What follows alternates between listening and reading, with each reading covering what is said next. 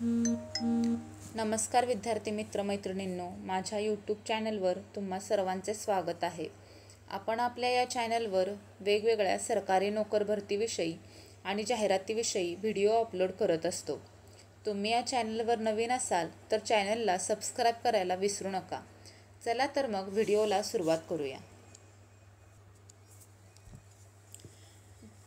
तर मित्रांनो, तुम्ही अहिल्यानगर जिल्ह्याचे रहिवासी असाल तर तुमच्यासाठी एक चांगली बातमी आहे आणि ती कोणती बातमी आहे ते आपण या व्हिडिओमध्ये पाहणार आहोत. तर इथं तुम्ही पाहू शकता की अहिल्यानगर जिल्ह्यात कोतवाल या पदासाठी वेगवेगळ्या तालुक्यांमध्ये 158 जागांची भरती निघालेली आहे. तर मित्रांनो, तुम्ही पाहू शकता ही अशा प्रकारची जाहिरात निघालेली आहे.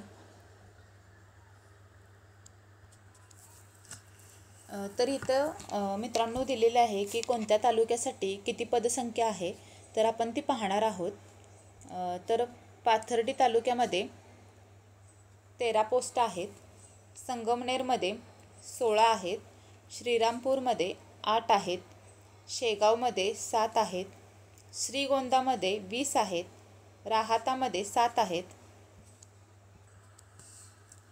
राहुरीमध्ये 12 आहेत, पारनेरमध्ये 21 आहेत, जामखेडमध्ये 6 आहेत, नेवासामध्ये 10 आहेत, कोपरगावमध्ये 10 आहेत, अहिल्यानगरमध्ये 14 आहेत आणि कर्जतमध्ये 14 आहेत. अशा एकूण 158 पोस्टसाठी ही जाहिरात निघालेली आहे मित्रांनो. आणि इथं तुम्ही पाहू शकताय कोतवाल हे नाव बदलून इथं महसूल सेवक हे नाव देण्यात आलेले आहे या पदासाठी. आता आपण हे जे तालुके बघितलेले आहेत त्याच्यामध्ये प्रत्येक तालुक्यामधील वेगवेगळ्या गावांमध्ये ही पदं निर्माण करण्यात आलेली आहेत. तर इथं बघा, शैक्षणिक पात्रतासुद्धा त्यांनी दिलेली आहे. 4थी उत्तीर्ण आणि स्थानिक रहिवासी, म्हणजे त्या गावचा त्या तालुक्याचा स्थानिक रहिवासी हवा आहे मित्रांनो. वयाची अट मित्रांनो त्यांनी दिलेले आहे 7 जुलै 2025 रोजी वय 18 ते 40 वर्ष इतकं असायला हवं. फी मित्रांनो इथं खुल्या प्रवर्गासाठी 600 रुपये आहे आणि मागासवर्गीयांसाठी 500 रुपये आहे. अर्ज करण्याची शेवटची तारीख इथं मित्रांनो दिलेली आहे, तर ती 18 जुलै 2025 ही आहे. तर इथं तुम्ही पाहू शकताय, इथं खाली जाहिरातीजवळ आल्यानंतर जाहिरातीवर क्लिक केल्यानंतर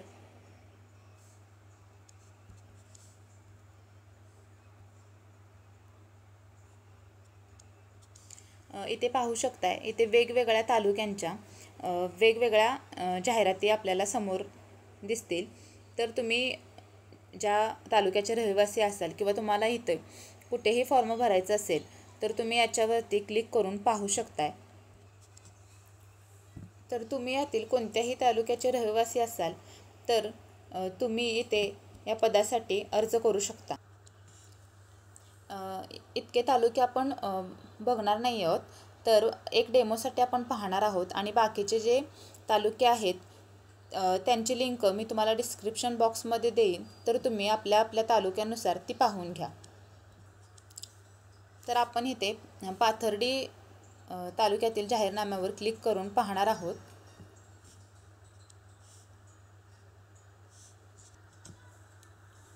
तर इथे तुम्ही पाहू शकताय की पाथर्डी तालुक्यामधील इथेही वेगवेगळी गावं दिलेली आहेत आणि या गावांमध्ये कोणत्या कास्टची जागा भरायची आहे ते सुद्धा दिलेलं आहे मित्रांनो.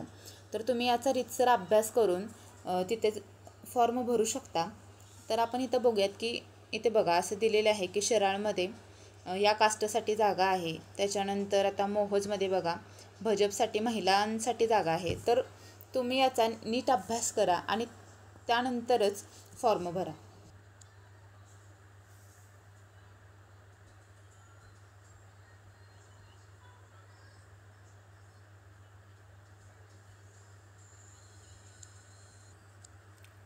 तर मित्रांनो, ही अशा प्रकारची जाहिरात आहे.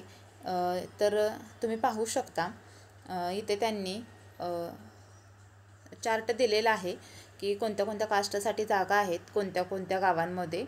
तर ते तुम्ही पाहून घ्या आणि आपण यातील महत्त्वाचे मुद्दे पाहणार आहोत. तर खाली बघूयात मित्रांनो.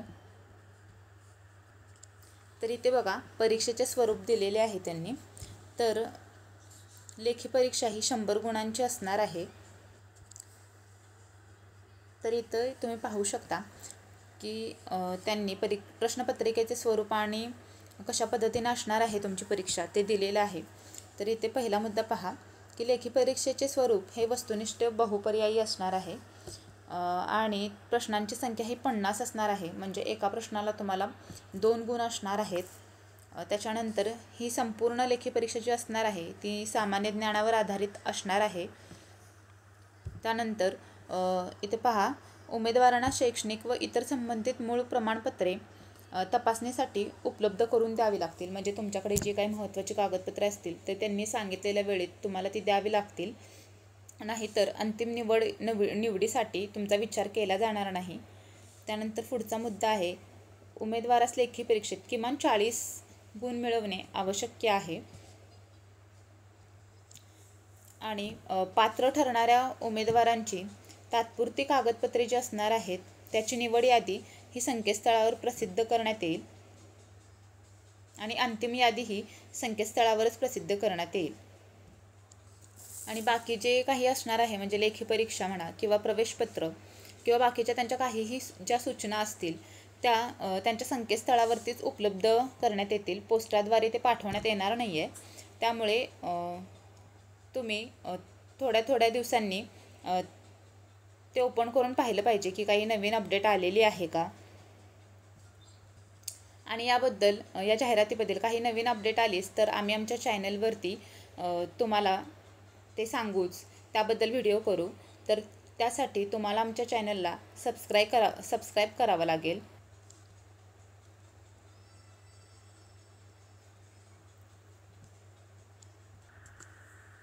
तर मित्रांनो प्रत्येक तालुक्याची जी जाहिरात असणार आहे त्यामध्येही सेमच परीक्षेचे स्वरूप आणि आपण सांगितल्याप्रमाणेच नियम व अटी असणार आहेत. पण कुठल्या तालुक्यामध्ये किती जागा आहेत हे जर तुम्हाला पाहायचं असेल तर तुम्ही ते चेक करून घेऊ शकता आणि त्याची लिंक मी डिस्क्रिप्शन बॉक्समध्ये देईनच. तर तुम्ही ते पाहून घ्या आणि तुम्हाला आमचा व्हिडिओ आवडला असेल आणि तुमच्यासाठी तो उपयुक्त वाटत असेल तर आमच्या चॅनलला नक्की सबस्क्राईब करा, जास्तीत जास्त शेअर करा जेणेकरून अशा पद्धतीचे व्हिडिओज प्रत्येक विद्यार्थ्यांपर्यंत पोहोचतील. आणि बेल आयकॉनलाही क्लिक करा म्हणजे आमच्या सगळ्या नवीन व्हिडिओजचे नोटिफिकेशन तुमच्यापर्यंत येतील. तर भेटूयात पुढच्या व्हिडिओमध्ये.